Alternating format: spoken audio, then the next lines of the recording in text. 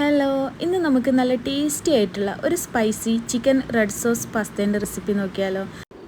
അപ്പോൾ ആദ്യം തന്നെ ഒരു കടായി വെച്ച് അതിലേക്ക് ഒരു സ്ലൈസ് ബട്ടർ ഇട്ട് കൊടുത്ത് അതൊന്ന് മെൽറ്റായി വന്നാൽ ഞാൻ ഇപ്പോൾ ഇവിടെ ബോൺലെസ് ചിക്കനാണ് എടുത്തിട്ടുള്ളത്. അതും അതിലേക്ക് ഇട്ട് കൊടുത്ത ശേഷം ഒരു സ്പൂൺ പെപ്പർ പൗഡറും ഒരു സ്പൂൺ ചില്ലി ഫ്ലേക്സും ഒരു ഹാഫ് സ്പൂണോളം ചില്ലി പൗഡറും ആവശ്യത്തിനുള്ള ഉപ്പും കൂടി ചേർത്തിട്ടുണ്ട്. ഇനി ഇതൊക്കെ ഒന്ന് മിക്സ് ചെയ്ത് കൊടുത്ത ശേഷം ചിക്കൻ ഒന്ന് ഫ്രൈ ആയി വന്നതിന് ശേഷം ഒരു പാത്രത്തിലേക്ക് മാറ്റി കൊടുക്കുക. ഇനി അതേ പാനിലേക്ക് തന്നെ ഒരു സ്ലൈസ് ബട്ടറും കൂടി ഇട്ട് കൊടുത്ത് കുറച്ച് ചോപ്പ് ചെയ്ത ഗാർലിക്കും ഒനിയനും കൂടി ഇട്ട് കൊടുക്കുന്നുണ്ട്. അതൊക്കെ ഒന്ന് സോട്ട് ചെയ്ത് കൊടുക്കുക.